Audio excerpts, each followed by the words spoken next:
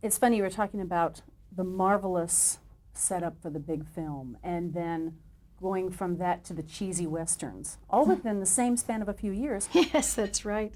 For you, is acting on TV and film very different things? TV and film?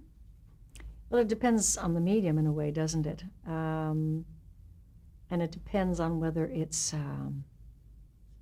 live or on film.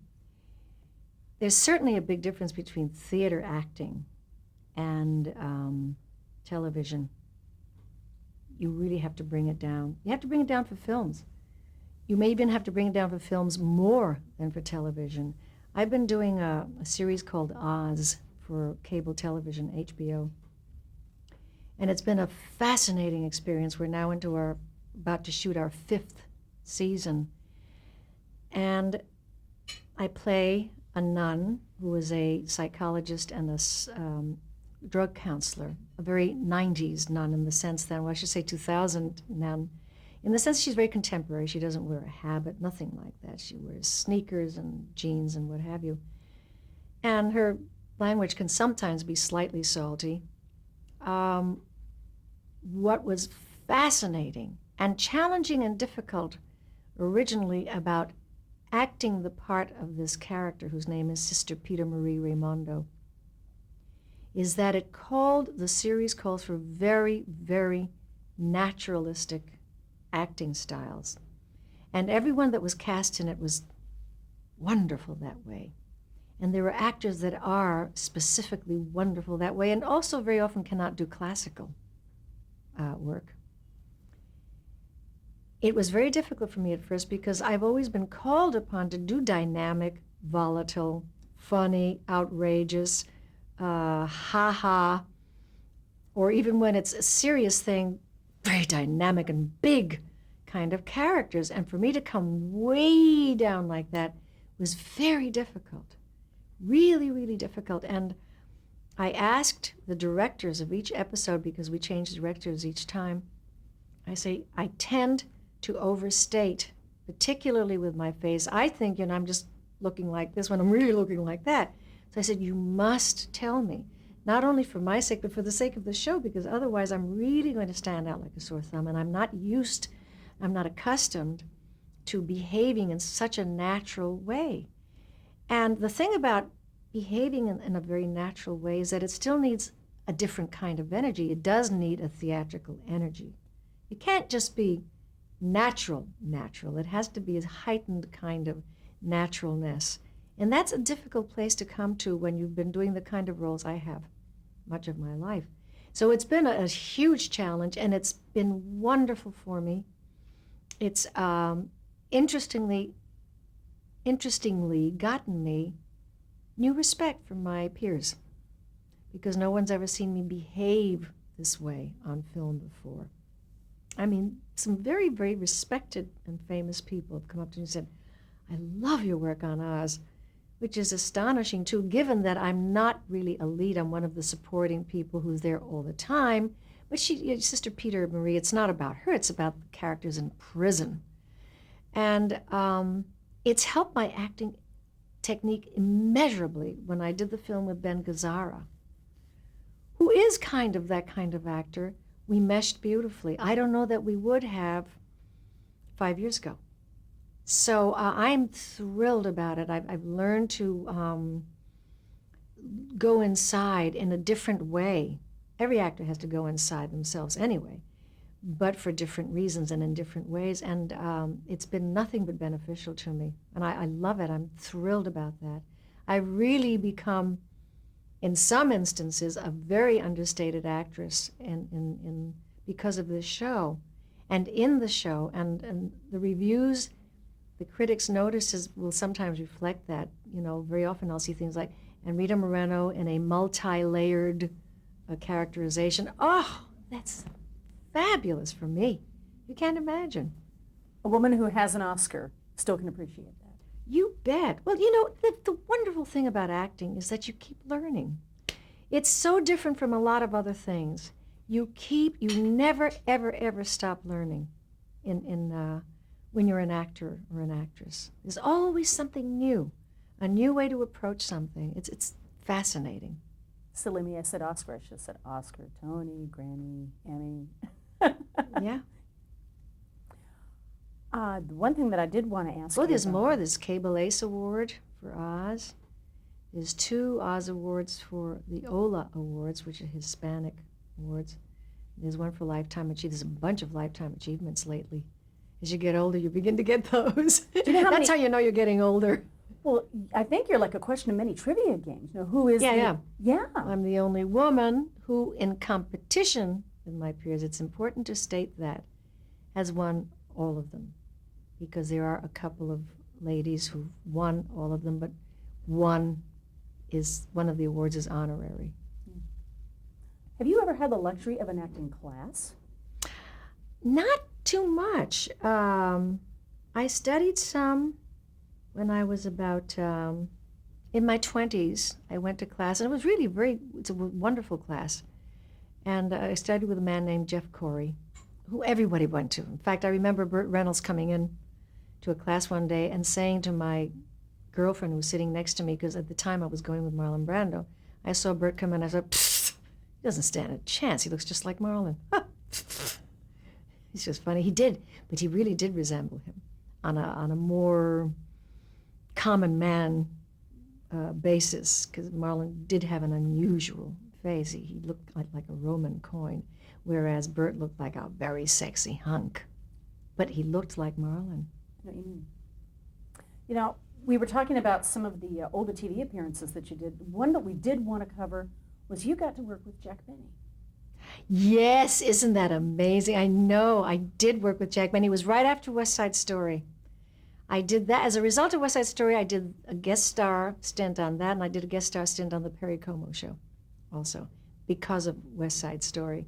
And, it was marvelous. It was just, God, there I was with the master. What was the Spanish sketch?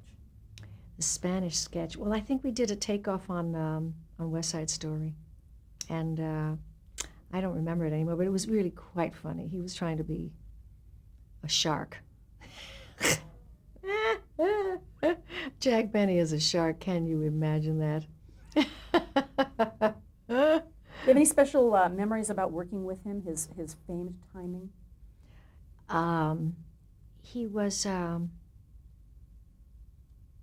you know, the thing about him, as with all people like him, like George Burns and people like that, it was just there. It's not something they had to work at. Sid Caesar is like Sid is my hero. He always has been. You know, most people say, well, who's, your hero? The actor. It's not an actor. It's Sid, who is. He's many actors, Sid. Brilliant. I think he's a genius. They have that. I don't think anybody ever taught them that. Obviously, experience has a great deal to do with it. I think my comic timing is pretty good. I don't say it's brilliant, though, but I think it's pretty good. And a good part of that comes from instinct, and another part of that comes from just experience, learning when is exactly the right time to say that line. I'll tell you something interesting about comedy. It's a fascinating story, I think. It happened to me. I was doing a farce on Broadway called The Ritz, and I later did a film of it. And it's written by Terrence McNally, who's probably one of the funniest living writers that ever happened. And I used to get an enormous laugh on a line that I would do in a scene, and it wasn't a funny line to begin with. It became funny because of what I did with it, which is, really like, wow, that's a big gold star, on your little list of wonderful things I have done. And it used to get but a huge laugh. One day I stopped getting it. And I did everything to get that laugh back. It meant so much to me because I was responsible for that laugh. The line wasn't funny, it was the way I did it. And I began to ask everybody in the cast, watch me in the scene. What am I doing now that I wasn't doing before? Or what am I not doing now that I was doing before to make this different? Why isn't it funny anymore? And I got suggestions from everybody. F. Murray, Abraham, Jack Weston, everybody. And whenever I came, of course, it got to the point where I had asked too many people. And so when I came to that line, it was fraught. And of course, it didn't get the laugh. This went on for 6 months. I never gave up. I never gave up trying to get that laugh back. I found out on my own one day, comedy, oh Lord, it's so ephemeral, that I had to say it this much sooner. Are you seeing this? This much sooner. I had delayed it a little more, and you can't count that. What do you count? 1, 2, now I'll say the line? No, it's instinctive. And I got it back. And the entire cast who was on stage let up a cheer in the wings. And Steve Collins, who was in the scene with me, and F. Murray Abraham and Jack Weston went, and they gave me a big smile. They didn't want to go out of character, but I got the laugh back. And all it meant was saying that line this much sooner. Comedy is so difficult. You know that old thing about dying is easy, but comedy is difficult. And there's a wonderful anecdote about that. The famous theatrical couple, London Fontanne. Do you know this anecdote? I do know of them, yes. Do you know the anecdote I don't. about the timing business? She used to get the same kind of laugh when she said, "May I have a cup of tea?" Because it came at a certain point in the scene, and the people just fall off their chairs. And one day she lost the laugh, just like I did in the Ritz. And she tried everything, and she was too proud to ask her husband, who was her leading man, "What am I doing wrong?" And kept trying for apparently weeks or months, trying to get it back, and couldn't get it back. Because again, it wasn't a funny line. It was what she did with it, and how she did it, and when she did it. And she finally, in absolute frustration, said, all right, just tell me, what am I doing wrong?" He said, "Well, my darling," he said, "when you were getting it right, you were merely asking for a cup of tea. Now you're asking for a laugh." And it's that ephemeral. It's that, you can't touch it. It's so difficult. And that's why actors very often won't tell, in complimenting another actor, won't tell them what they loved about their performances, because you'll then be conscious of what is wonderful about what you did, and it'll never be the same again. And it's true. Directors will never tell you. A good director like Mike Nichols will never tell you why something worked and why it was so wonderful. If you're getting it right, won't tell you till the play's over. You know, it was in 1967, I believe, you gave birth, became a mom, and that affected your career for a while. You stayed home for a while. Is that right? I did, but it wasn't necessarily because of my child. It was because there was no work. I did some theater. What I did was I was nursing Fernanda, and I got to do The Owl and the Pussycat at the Paper Mill Playhouse in New York. And I thought it's a good way to come back, because I'm home all the time, really, except for matinee days. And I did that. I did that for about a month. The problem was that I was still nursing. And I don't know what you know about nursing mothers, but they leak. And you use your little pads and your lingerie, and that takes care of that. But on matinee days, when you don't get to feed your baby, you begin to have leak problems. And The Owl and the Pussycat had just 2 acts. Was it all done in 1 act? It was long. And by the time I got to the 2nd act, I had no little pads left. And I looked at my leading man, who suddenly looks at me like this. He's looking just about here. And he goes, and I thought, oh dear, I wonder what happened. And I suddenly looked down while we're doing our acting chores. Oh yes, it was a 2-character play, so I was never off stage. That's what it was. I look down and I see this dark stain commencing here. The next time I looked, it was coming down my side. And I was wearing an aquamarine wool dress, and wool, it could be blood, you could be bleeding. You don't know what the color is. All you know is it's dark. Meantime, the audience is starting to see this thing, and it's growing fingers down the side of my dress. It came all the way down to my hem. Well, we were wearing shorter dresses then. But there was this big dark stain going all the way to my hem. I got home and I said, "Wake up," to the baby. I said, "Wake up, wake up. I need you." Things that happen.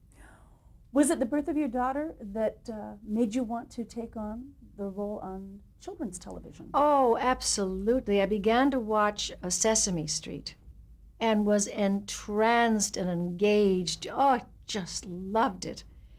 And when I was asked to become a permanent member of the cast of The Electric Company, I didn't hesitate.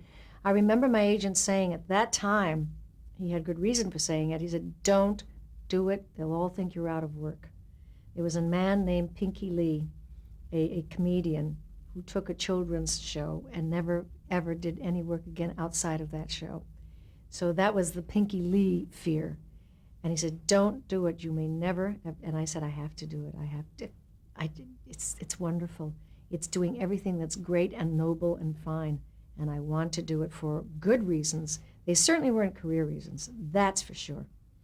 And I stayed with the show for 5 years. By the time we got to the last 2 years, I was just doing 2 days a week because I was doing the Ritz on Broadway at the time, a play.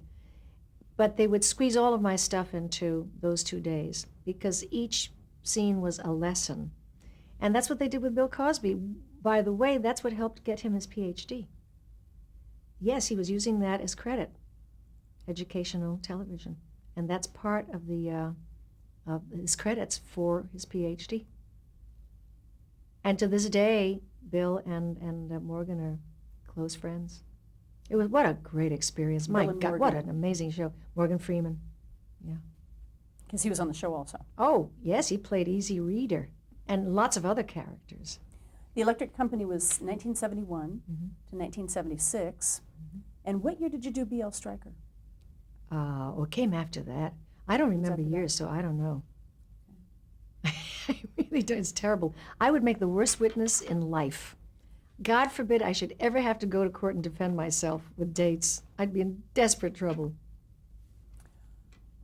Emmy Awards for the Rockford Files? Rockford Files was the Muppet Emmy Show. for well, they were in very different categories. The Rockford Files was for Best Guest Appearance on a Dramatic Series, and the Emmy for the Muppet Show was Best Guest Appearance on a Comedy or Musical. So they were in very disparate categories.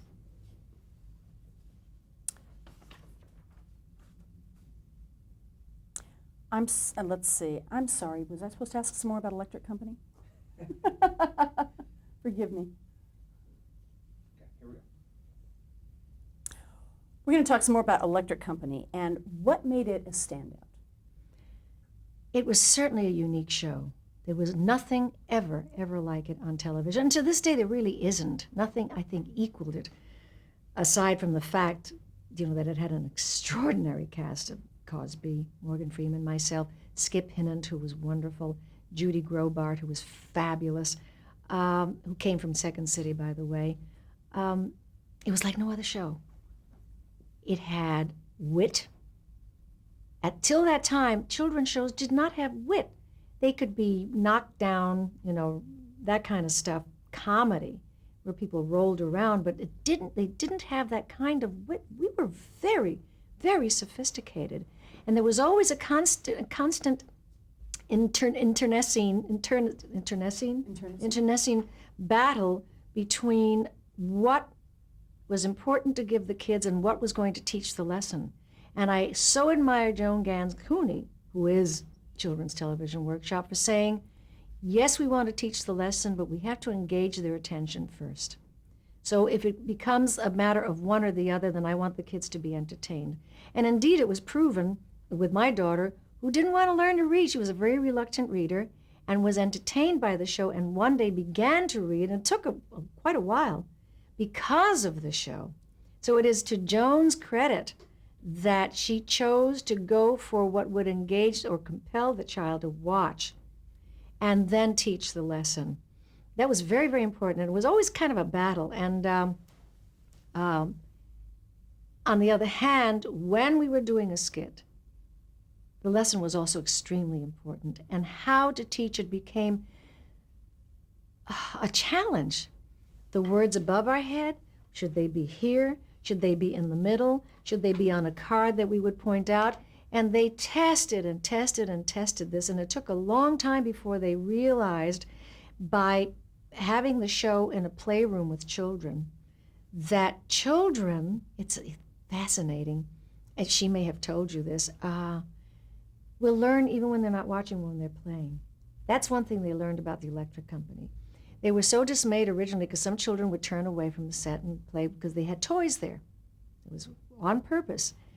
But they found, as these trials went on, that the children did learn that they don't have to necessarily watch, at least very young children. And the other thing they found out with us is that very young children were watching the electric company, where, you know, a lot of the stuff was way beyond them. But they watched anyway, and were learning from it anyway. Now, I can't exactly recall where the letters were best. Was it above our heads or below? I think it was below, so we could directly point down this way. But it was fascinating. All of that, well, it was the most incredible experience. And by the way, our choreographer, who was then a complete unknown, is a woman named Patricia Birch, who's since done tons of great Broadway musicals.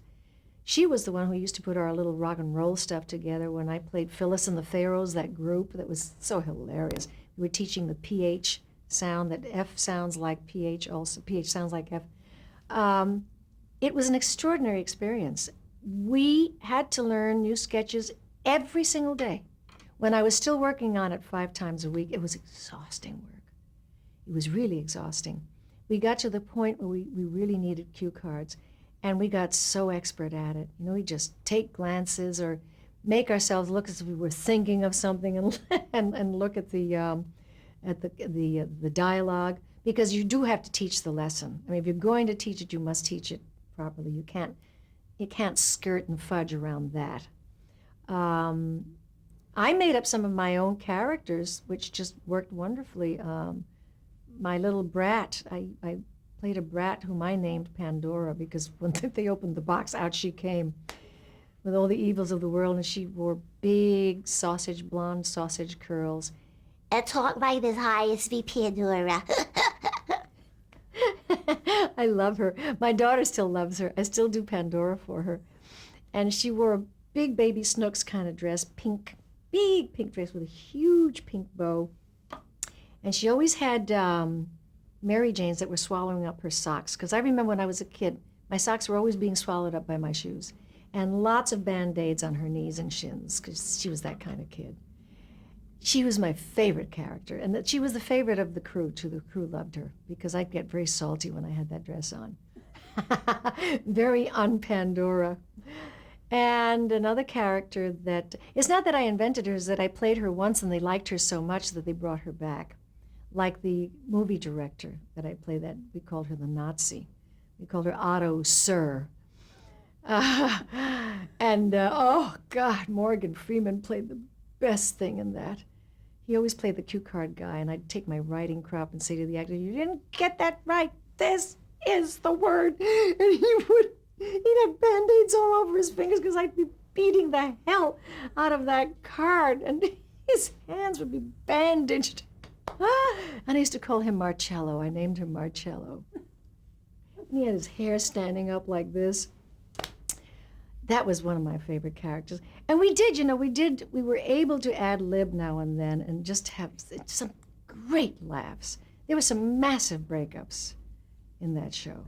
Massive breakups. And because it's a children's show, we of course tended to get rather naughty. Bill Cosby being one of the naughtiest. And obviously we're not going to talk about what he said or what he did, but it was very, very funny. And at the same time, we were doing these children such a great service. What is also fascinating is that we had an enormous adult audience, and the most sophisticated people. At the time, the man who was running ABC, Fred Silverman, was a big watcher. Lena Horne loved the Electric Company.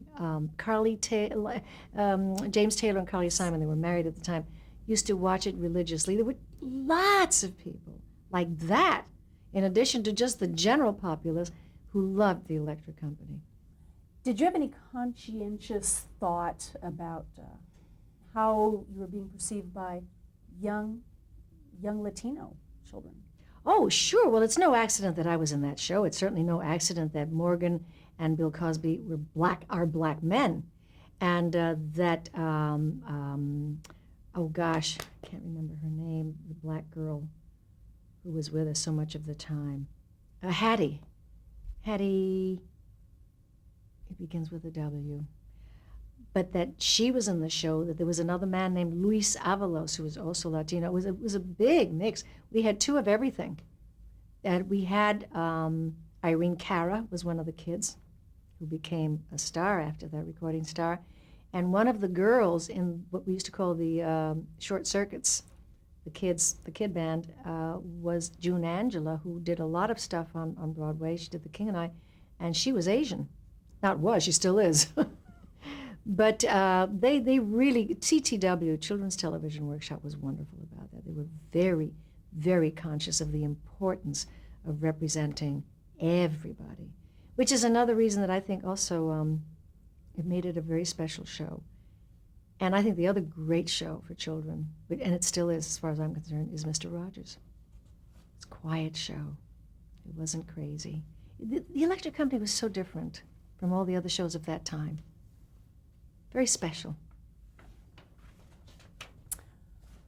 What do you remember about doing a show called On the Rocks? Oh, I just did a spinoff on that. On the Rocks was a prison comedy series with Jose Vega, who's wonderful. What a wonderful actor. There's one of those people who never got enough work just simply because he was Latino. It's heartbreaking. He's a superb actor. And John Rich, the John Rich of the Ezio Pinza first time ever remote live show that I did, was directing On the Rocks. And this was the early 70s. This was the early 70s. And Fred Silverman of ABC, when I won the Tony for The Ritz on Broadway, said, whatever she wants, we want her on our network. So they gave me a 2-pilot deal at ABC with that character of Googie Gomez, who talks like this, do you know? She's not Charo. A lot of people thought I was doing Charo. She's not at all. So they brought me into On the Rocks because there was Jose was in it, and I could be a long-lost cousin of his and that sort of thing. And it was a very, very funny pilot, extremely. And she's a very funny character. And the pilot was turned down. I'm trying to think of what it was, because even though I was signed to ABC and Fred Silverman, no, it wasn't Fred Silverman. Fred Silverman did not want me, didn't want to sign me. The man who was running ABC at the time, and I can't remember his name, at that time wanted me and signed me. Fred Silverman was just not a fan. And we did the first pilot, and it was really funny. And they ran it after the Oscars that year. And it got huge ratings, and it got enormous attention. But he didn't pick us up for a series. So I had a deal to have another pilot, so we did a pilot, not a spinoff. Another very, very funny pilot, and he cut it. So that was that. Okay, we're going to change tapes.